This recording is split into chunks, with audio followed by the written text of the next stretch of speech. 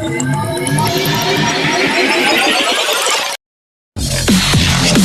following broadcast is brought to you by A.C.T, Agorism Center of Thought. Here only on the Voluntary Virtues Network. Every Saturday, 9 to 10 p.m. Eastern Standard Time. Join us on the dark side of radio. Agora, Anarchy, Action.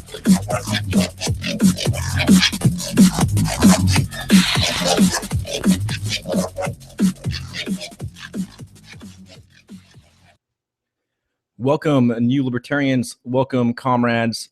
This is the Agora Underground here on the Voluntary Virtues Network. We're live, as you know, every Saturday, 8 to 9 p.m. Central Standard Time.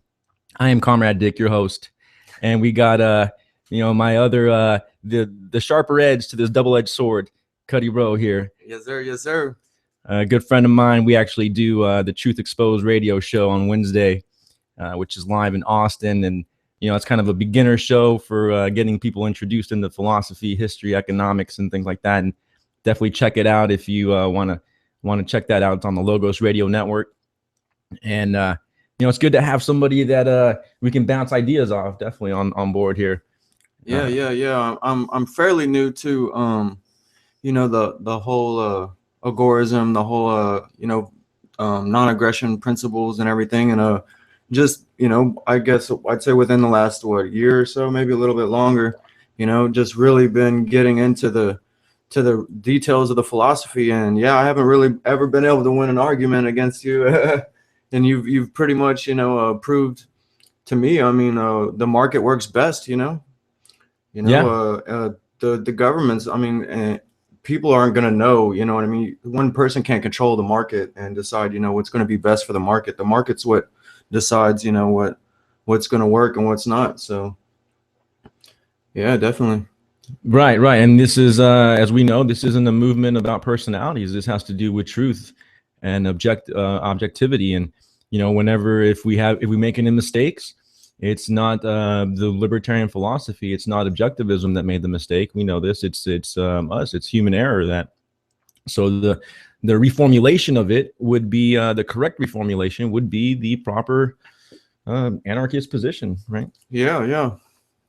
So we have been reading Konkin's New Libertarian Manifesto, and last week I actually had to cut off the broadcast for whatever reason. I think it was muted, and it doesn't really matter anyway. My face was all swollen, and I wasn't really feeling too good, and I got jumped by a bunch of skinheads. So a bunch of statists with their British flags and whatnot, but it's just that's all in the past behind us now, and luckily I got a little bit more clear-minded here. So we've been breaking down this New Libertarian Manifesto. We're barely on chapter 2, and it's on agorism, our goal, and it gets into arbitration, private arbitration, and how that would work. So let's definitely check it out, and we'll break it down as we go. Here he starts off. He says, the basic principle which leads a libertarian from statism to his free society is that same which the founders of the libertarianism used to discover the theory itself. That principle is consistency. Thus, the consistent application of the theory of libertarianism to every action the individual libertarian takes creates the libertarian society. Many thinkers have expressed the need for consistency between means and ends. Not all were libertarians. Ironically, many statists have claimed inconsistency between laudable ends and contemptible means. Yet when their true ends of greater power and oppression were understood, their means are found to be quite consistent. It is part of the statist mystique to confuse the necessity of end-means consistency. It is thus the most crucial activity of the libertarian theorist to expose inconsistencies. Many theorists have done so admirably, but we have attempted and most failed to describe the consistent means and ends combination of libertarianism. And that's what we're going to be getting into is, how can we bring about peace using war, right? How can you bring about science using voodoo, right? Yeah, right. You gotta be consistent all the way through. So yeah, because if you're not, then what are you really about? If you're not consistent, your principle, you don't have any principles. And so there's really no basis for you to stand on if you're not consistent. So Definitely. And this really does separate the scientific mind from the religious mind. Think about it. I mean, because people that think in believe in folklore and believe in legends, and as far as metaphysical, spiritual stuff without actually having proof, there is no consistency in their thinking. They kind of just adapt for the moment. Whereas the scientific mindset all the evidence has to be in agreement. If a fact is out of the ordinary, if it sticks out like a sore thumb, then your conclusion is wrong. Your data is wrong. You got to recheck it, reinvestigate. That's what we're doing here. We're just reinvestigating Agorism. Does it stand or does it fall? You know, a lot of ANCAPs don't like Agorism. They think it's the leftist. Well, it is leftist, but they think it's the socialist, collectivist approach to market anarchism, and we'll see that it's not. So whether or not this manifesto is itself correct can be determined by the same principle. If consistency fails, then all within it's meaningless. In fact, language is then gibberish and existence a fraud. This cannot be overemphasized. Should an inconsistency be discovered in these pages, then the consistent reformulation is new libertarianism, not what has been found in error. New libertarianism, or agorism, cannot be discredited without liberty or reality, or both, being discredited. Only an incorrect formulation. Let us begin by citing our goal. What does a free society look like? Or at least a society as free as we can hope to achieve with our present understanding. Undoubtedly, the freest society yet envisioned is that of Robert Lefebvre, where all relations between people are voluntary exchanges, a free market. No one will injure another or trespass in any way. Of course, unfortunately, a lot more than statism would have to be eliminated from individual consciousness for his society to exist.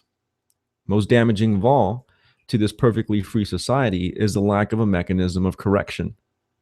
All it takes is a handful of practitioners of coercion who enjoy their ill-gotten plunder and enough company to sustain them, and freedom is dead.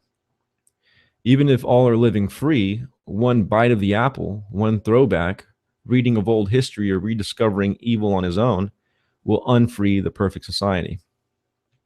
The next best thing to a free society is a libertarian society. Eternal vigilance is the price of liberty, Thomas Jefferson. And it may be possible to have a small number of individuals in the marketplace ready to defend against sporadic aggression.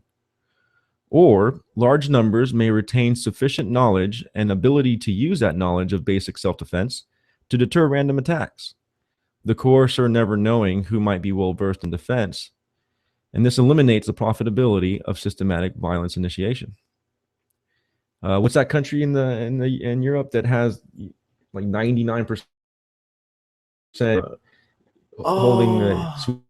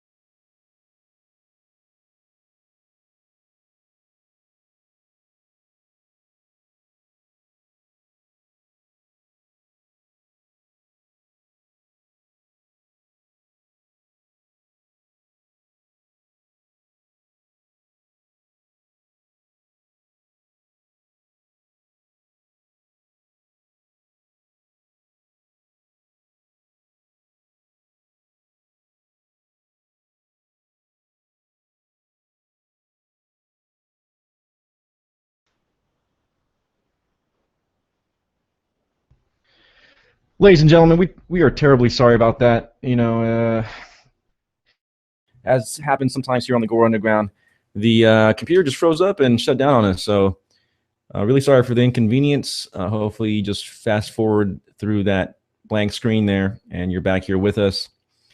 And we do appreciate it. And maybe we can go in later and edit it out or something. We'll figure it out. But regardless, we were just talking about Switzerland and how, you know, most people there have weapons and the amount of crime is almost non-existent.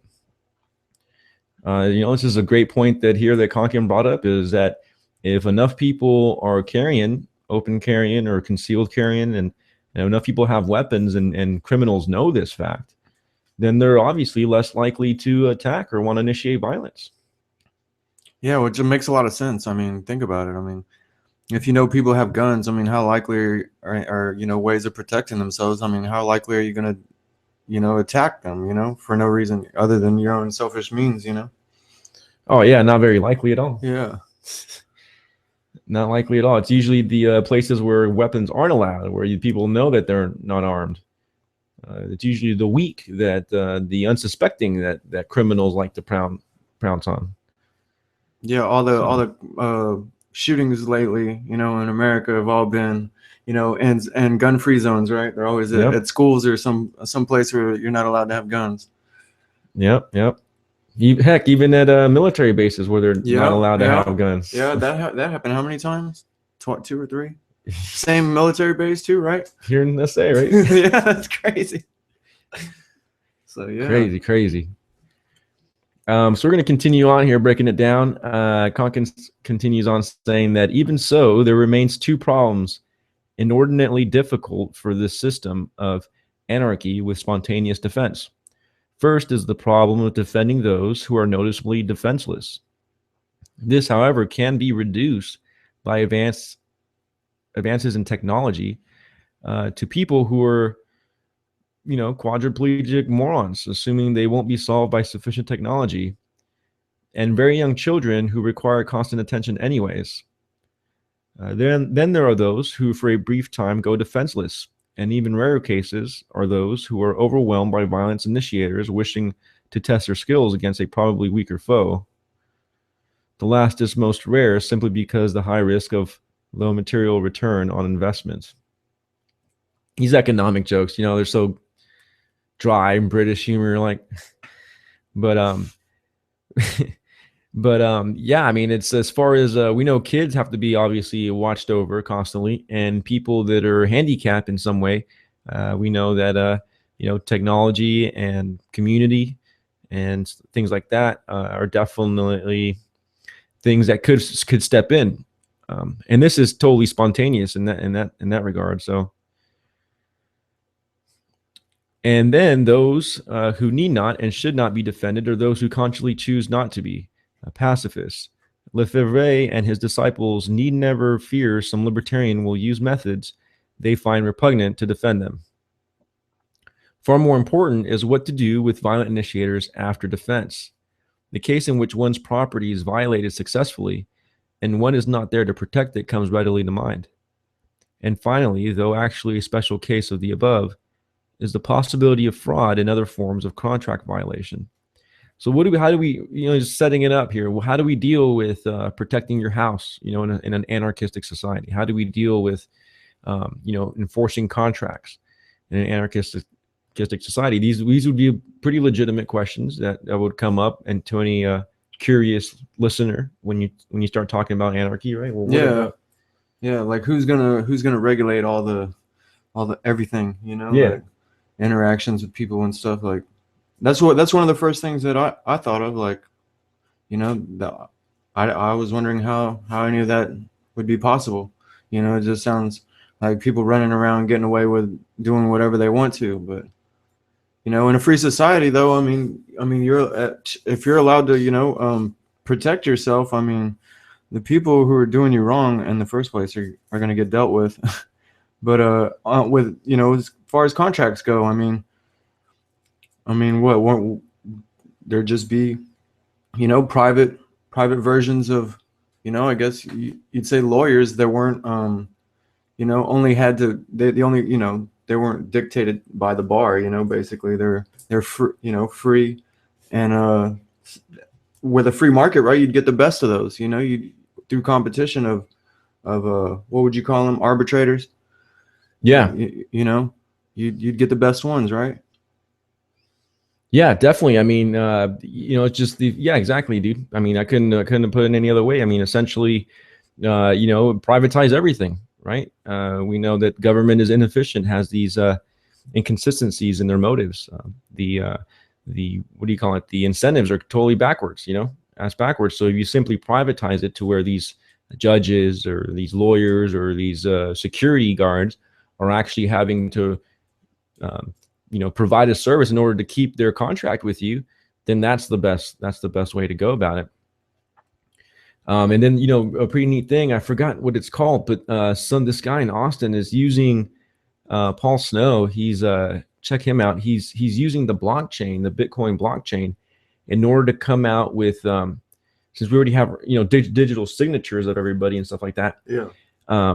And we can use the blockchain. He's trying to incorporate the blockchain so that we can use it for contract verification. Huh. So you can have both digital signatures of each person involved, and it proves that the contract took place. Because he was bringing up a very good point: is can you really trust Toyota if they're going to give a contract with you? Do you trust them to keep the paperwork correct and keep everything in order? What ensures that them not saying, oh well, I don't even remember, we don't even have proof of that contract. A digital form of accountability. Exactly. Kind of on the same subject. How private, when you everything's privatized. Just here in San Antonio, this road off of 281, towards downtown, I noticed it just got repaved and repaved really fast and set up. And I was like, man, how did they do that so fast? I was like, had a friend with me too, and he's like, and I was about to say it, I was like, man, they must have been private or something. And my friend said, oh no, they contracted out to private and they fixed it fast. And I was like, yeah, and the city takes forever. Like they really do. And it's why? Because, there's no one there to fire them. No one there to, there's no incentive for them to do things in a timely fashion and save money. Right. There's no incentive.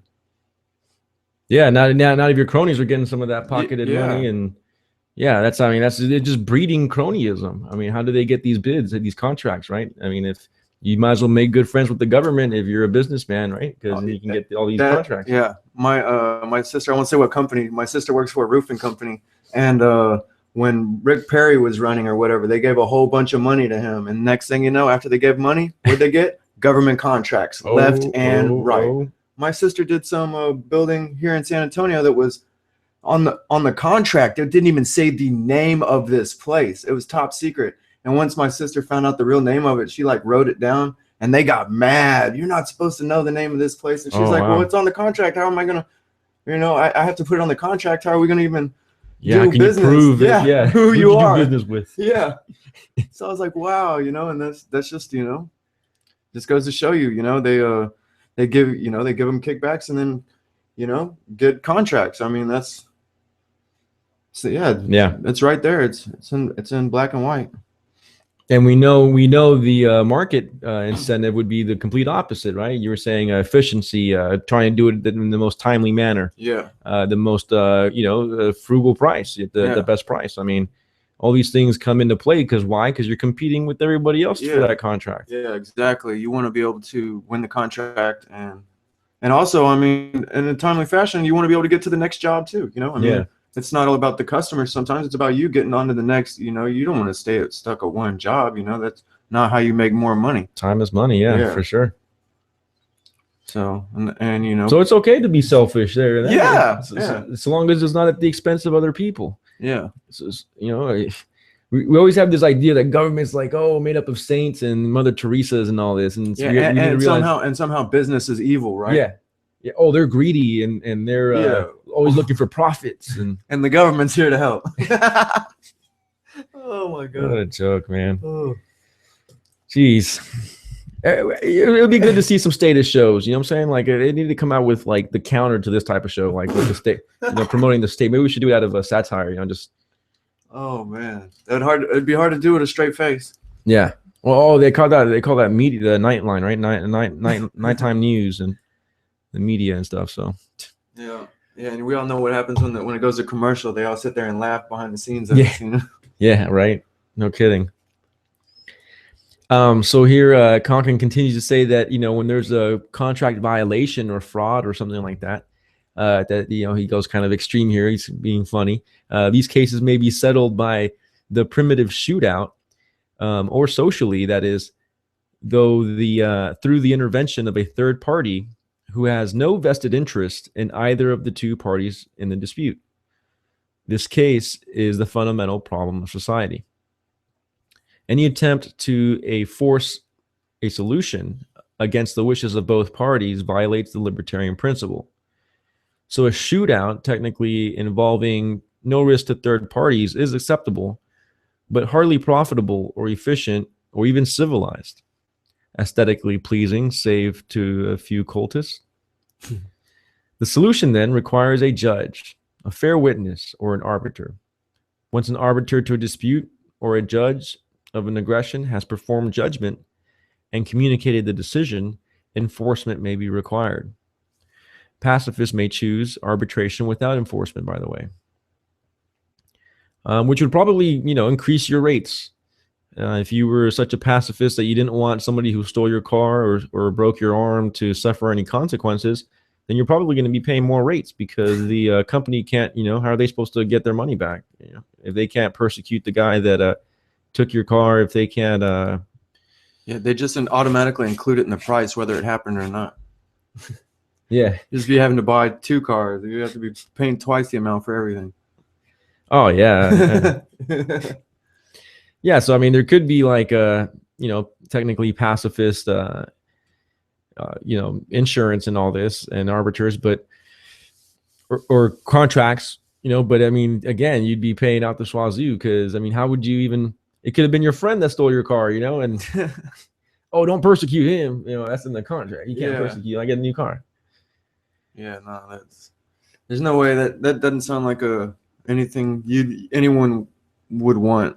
I mean, yeah, you're gonna it's like smashing your head into the wall. It's like, after you do it once, you probably weren't gonna do it again. Like, yeah. That doesn't sound like something I'd really yeah, how viable is that? I guess it depends on how many of those people wanted those kind of contracts. That the company would have to balance it out. Like, for every 100 regular contracts, we need one. What company would even, when a free market would be willing to even do those? I mean, wow, they'd have to be in the same type of mind frame as the person who'd be signing those things. Like, I don't know. It just sounds I don't know if it's viable. I don't know if it's viable or not. So he continues on here that the following market system has been proposed by Rothbard, Linda, and Morris, Tenhill, and others. It need not be definitive and may be improved by advances in theory and technology, as this author has already done. And at this stage of history, it seems optimal and is presented here as the beginning working model. First, always leaving out those who choose not to participate, one insures oneself against aggression or theft.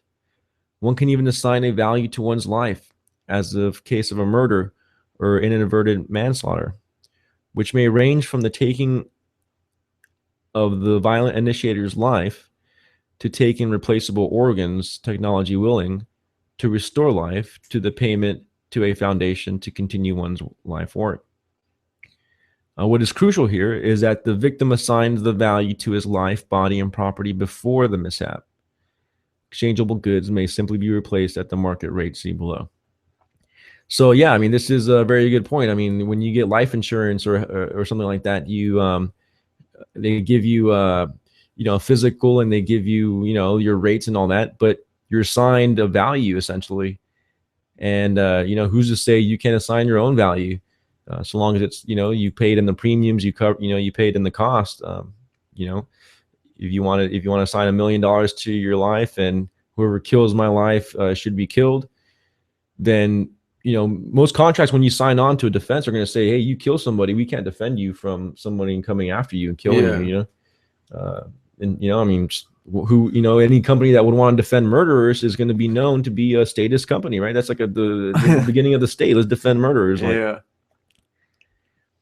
So he continues on here to say that he starts giving an example here. So person A finds property missing and reports it to insurance company IA. Insurance A, either through another division or through another division known as a separate detective agency, D, investigates. So insurance agency A promptly replaces the object to A so that the loss of use of the good is minimized. Now may fail to discover the missing property. D, the detective and investigating agency may fail to discover the missing property. In that case, the loss to insurance A is covered by the premiums paid for by the insurance. Note that, in order to keep the premiums low and competitive, insurance A has a strong incentive to maximize retrieval of stolen or lost goods. One could wax eloquent for volumes on the lack of such incentive for monopoly detection systems such as state police forces and the horrendous social costs. Yeah, we were just talking about that, the different incentives between private industry, the market, and the state. It's like a market 101, right? Yeah. So if detective agency does discover the goods, say, for example, it's in B's possession, then B freely returns them, perhaps induced by reward, the case is closed. Only if B claims property right in the object also claimed by A does a conflict arise. I don't know why the insurance company would necessarily give B a reward for stealing the other guys, right? That doesn't make any sense. No. And just go ahead and steal stuff and then wait for the reward, and not get in trouble, right? Yeah. Even though we know that trouble here, in a true society isn't punishment. That getting in trouble is just paying back restitution. Exactly. So only if B claims the property right does there a conflict arise. B also has an insurance person. B also has an insurance IB, which may perform its own independent investigation and convince IA, insurance A, that its detective agency erred. Failing that, insurance A and insurance B are now in conflict. At this point, the standard objections to market anarchy have been brought up, that the war between A and B has been so enlarged as to now include insurance companies, which may have sizable protection divisions or contracts with protection companies, PA and PB. But wherein lies the incentive for insurance A and insurance B to use violence and to destroy not only its competitors' assets, but surely at least some of its own? They have even less incentive in a free market society long established. The companies have specialists and capital tied up in defense. Any company investigating an offense would become highly suspect and surely lose customers in a predominantly libertarian society, which is what's under discussion. So this is pretty interesting too, because a lot of people bring that up. Oh, we're gonna give society up to the insurance agencies. What kind of horrible, corporatocracy is that going to be? And it's like you don't realize it's like, well, wait a minute, like does no one's forcing you, right, to do business with certain ones. I mean, and that's true too, yeah. And through competition, you'd think they'd get their act together. I mean, there's no government regulating the small guy and only giving them the power, so right, it's going to work itself out through free market, right? Yeah, definitely. And and he's pointing out here that a lot of people would say, well, look, the war, look how big it is now. It was just between two people, and now there's these two insurance companies at war, or these two protective agencies at war. But it's like, I mean, does Geico fight, Yeah, no. Does Geico fight Progressive? Whenever there's a claim, Progressive calls Geico and says, hey, one of your customers ran into one of mine. Oh, no, go to war. They don't go. No, yeah. So it's definitely going to minimize any kind of, what would you call it, street justice or whatever, Yeah, definitely, right? You know, I mean, as long as there's some arbitrators, there's no reason for people to do the crazy stuff, like go out there and kill or steal back, you know, trying to recover their losses in some crazy way. And there's always going to be crazy people. Oh yeah. But it's going to be for the logical, for those, you know, humans that still use reason and logic. They're going to realize that, hell, man, raising war right now is going to cost me a lot more than just, you know, going with the flow of voluntarily doing things. People get all convoluted, don't they? Yeah, it's pretty simple if you just understand the principles of the free market and how it's like it regulates itself pretty much. Yeah. I mean, yeah, it really would be like saying, like, you know, different car insurance companies are going to go to war over different claims, and it's like they don't do that. That's not even in their best interest. No, it's not. Well, what happens if you get killed over some guy's claim? Like, the insurance guy ain't gonna want to do that. Yeah. You know? Oh man, it's just crazy.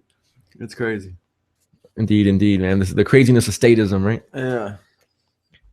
So he continues on to say that very cheaply and profitably, insurance A and insurance B can simply pay an arbitration company to settle the dispute, presenting their respective claims and evidence. If B has rightful claim, insurance A drops the case, taking its small loss compared to war, and has excellent incentive to improve its investigation agency. If A has a rightful claim, the reverse is now true for insurance B. They need to drop the claim. Only at this point, when the matter has been fully contested, investigated, and judged, and still B refuses to relinquish the stolen property, would violence occur. B may have only been bothered so far as being notified of IB's defense on B's behalf, and B may have chosen to ignore it. No subpoena could be issued until after conviction. But protection B and insurance B step aside, and B must now face a competent, efficient team of specialists in recovery of stolen property. Even if B is near mad and is resistant at this point, he would probably be neutralized with minimum fuss by a market agency eager for a good public image and more customers, including B himself someday. Above all, protection A must act so as to not invoke anyone else or harm others' property. And it would really have to be like a really rare item and expensive item for them to even send a squad after you. You know, it would really just be a negative. Insurance B would have to pay for their client. If you stole, your insurance company has to pay the other insurance company now. And that's gonna increase your rates. It would probably be something that wouldn't be able to, you wouldn't be able to replace, like someone's a human life or something. Right. Which makes sense. Someone got kidnapped or something. Yeah. Then it makes sense. Like, yeah. Because it just doesn't seem the incentive would be there if it's not something completely outrageous. Yeah, right. Some laptop or something. It's like, what, you're gonna send a squad in of 4 guys? That costs more than the laptop. and for items, I was just thinking right now. I mean, with the technology we have, I mean, we should have some kind of a removable, hideable RFID device if you wanted, so to speak. Like, say you have a property you don't want stolen, well, attach some device to it or whatever, and then when it gets stolen, you can track it down. I mean. Or, these agencies, I mean, that's like, if I was running one of those agencies, that's something I would be thinking about. It's like, well, you want this insured? Well, we've got to be able to track it down if it gets taken or whatever. Of course. I mean, there's just all kinds of things. I mean, with technology today, I mean, all of this is possible. I mean, it's not as scary as people think. No, it's not. It's not. And and something that came up to mind is like, someone might say, "Oh, well, you want the corporations now to be able to track all your goods and stuff?" No, you can choose if you want them to. Well, yeah, of course, yeah, you can. Yeah, you probably have to pay a little bit more if you don't want them to track it. But even if they did have all that information on their file, is it in a free market society, it's in their interest to keep that actually encrypted and keep it safe. Because a company starts losing personal information of their customers, nobody's going to want to do business with Yeah. them. I'm not going over there. All my information's going to leak out.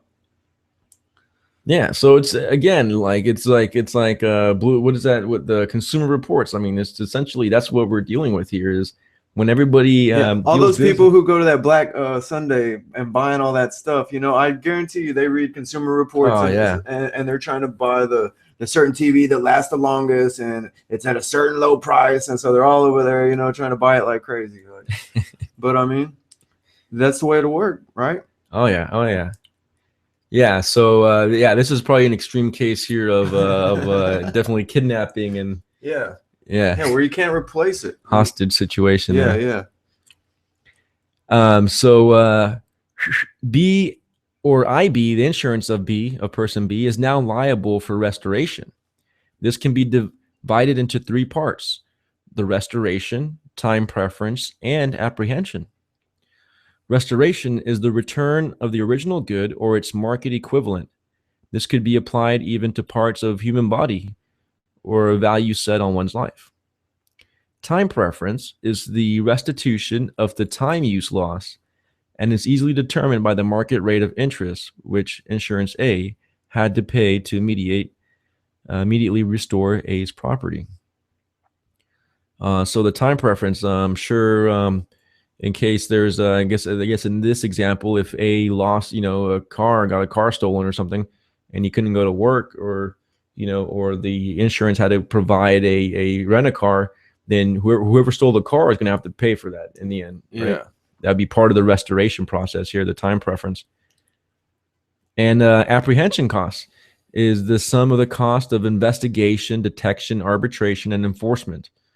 Note how well the market works to give person B, a high incentive to restore the loot quickly to minimize apprehension costs. Exactly the opposite of most status systems. And this minimizes the interest accrued. So yeah, I mean, if you know that, you know, you holding on to this item and you know you're going to get busted, is just ticking the timer, you know, more and more the bill keeps going up in months. Oh yeah. That eventually, you know, people would decide, you know, I would assume anyone with a brain would be like, all right, it's not in my best interest, you know, like I get caught with this and it's only going up, you know. People, as soon as people stole stuff, they'd be trying to get rid of it quick. Really, yeah. Think about how efficient of a crook you would have to be to survive in this kind of society as a crook, you know. And in that same situation, the people who are trying to get your stuff back have more incentive to get it back than the police do now. Oh yeah, police don't care. Like, nah, they're not out there trying to find your stolen stuff. Yeah, nah. Report someone burglarizes your house, takes some stuff out of your car. They ain't doing fingerprints. They ain't looking for nobody. They're just writing the report and that's it. Done. Yeah. You still have to call your insurance company. Yeah. You know? So why not get rid of all those costs, unwanted costs there with the do nothings, right? Yeah. So he says, finally, note all the built-in incentives for swift, efficient justice and restoration with the minimum of fuss and violence. Contrast that with all of the systems in operation. Note as well that in parts, all this system has been tried successfully throughout history. Only the whole is new and exclusive to libertarian theory. Really good point. All these things are already in function today. Anarchy is part of reality. I mean, it took anarchy to make the computer you're watching this on. You know, it took anarchy to feed you. These are spontaneous order things. You know, it's in society. As oh, the government didn't make these computers, Rich? Oh man, I thought they created everything. No, apparently not, man. They made it more expensive, bro. Yeah. They added some taxes there at the end. Yeah. So this model of restoration has been spelled out so specifically, even though it may be improved and developed, because it solves only social problem involving any violence whatsoever. The rest of this libertarian society can be best pictured by the imaginative science fiction authors with a good grounding in praxeology. And as you all good students of Austrian economics know, that praxeology is Mises's term for the study of human action, especially but not only economics. Some hallmarks of this society, libertarian in theory and free market in practice, called agorists from the Greek agora, meaning open marketplace, are rapid innovations in science, technology, communication, transportation, production, and distribution. A complementary case can be made for the rapid innovation and development in the arts and humanities to keep up with a more material progress. Also, such non-material progress would be likely because of total liberty in all forms of nonviolent artistic expression and ever more rapid and complete communication of it to the willing recipients. The libertarian literature extolling these benefits of freedom is already a large body and growing rapidly. So that's a really good point. It's really a lot of these global warming guys, right? All these global warming guys that are keeping Africa and keeping the third world poor because they don't want them to start developing, don't want them to start producing things, right? Oh, because it's bad for global warming, too many emissions. Yeah. And that's what's keeping people poor. We know that the market allows, capitalism allows for things to, like all these things that he said, transportation, communication, technology, innovation, all these things to kick up into full gear. And it's also a really great point. I like that. What you said, that spiritual and things having to do with humanitarian things are also going to be in rapid progress, because those people want to counter the material wealth and material prosperity. So it's like a win-win situation in that case, right? It'd be like living the monk life, or the Christian life would be, you'd be a lot hardcore, way more hardcore monk or Christian, living in a totally prosperous society and then still giving up your material possessions. It'd be a lot easier, and you'd be probably not as strong in the faith. If you're poor anyway, the country's poor anyway. Oh, it's easy being like. Yeah, right. You have no choice. You have no choice. The fact that you decide to give riches up is a lot more than, you're just forced. So you're just gonna. It's like making the best of what you got. Yeah, might as well at that point, right? Yeah, might as well. Everybody's on your same level. Ain't nobody have a choice. So what's so special about you giving it up? Exactly. You didn't have it in the first place. You didn't have it in the first place. Yeah. So yeah. So that's a cool way to look at it. There's definitely economics there, looking at things from all weird angles you don't usually get to. I never thought of that one. Yeah.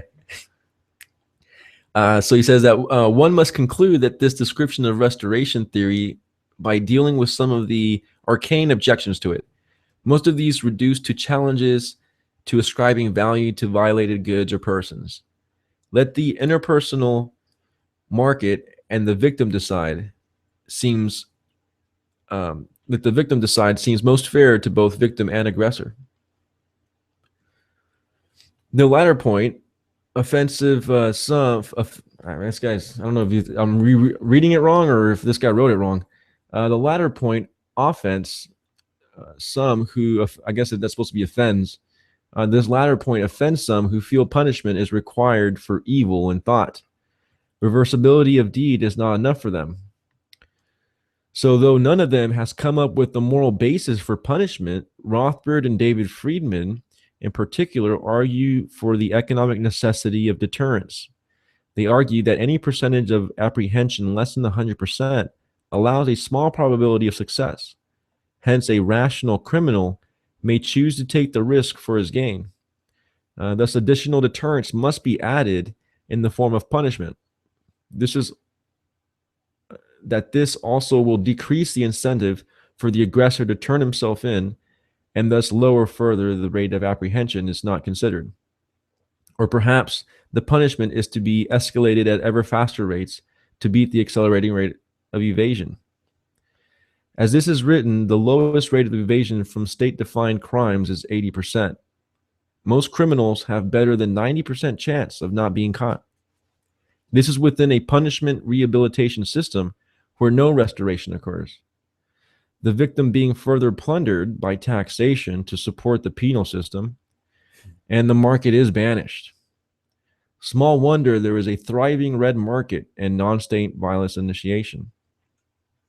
So he's arguing here that basically, if we just had a restoration society, a restitution society, that it would be more efficient than this punishment penal code that we have. And he gets a little bit more into it here, but I guess Rothbard and them, they wanted to add, not only did they have the actual cost of the item that you had to pay back, the time preference, and also cost of arbitration and all that, time loss, money loss, whatever it was. They also had on top of that an added deterrent, kind of like a punishment to keep people from stealing. And here, this is one of the little knick-knack differences between agorism and anarcho-capitalism, is that Konkin thought, well, we don't really need to have that last addition. What who cares if you punish a person or not? What matters is if the other person got their shit back. It's righting the wrong. Exactly. That's a lot better than just going and messing the guy up. I mean, what about the victim? They never, that's why the restitution makes more sense, a lot more, because it's righting the wrong. It's fixing what's been broken, what's been stolen. So I mean, then what? No one.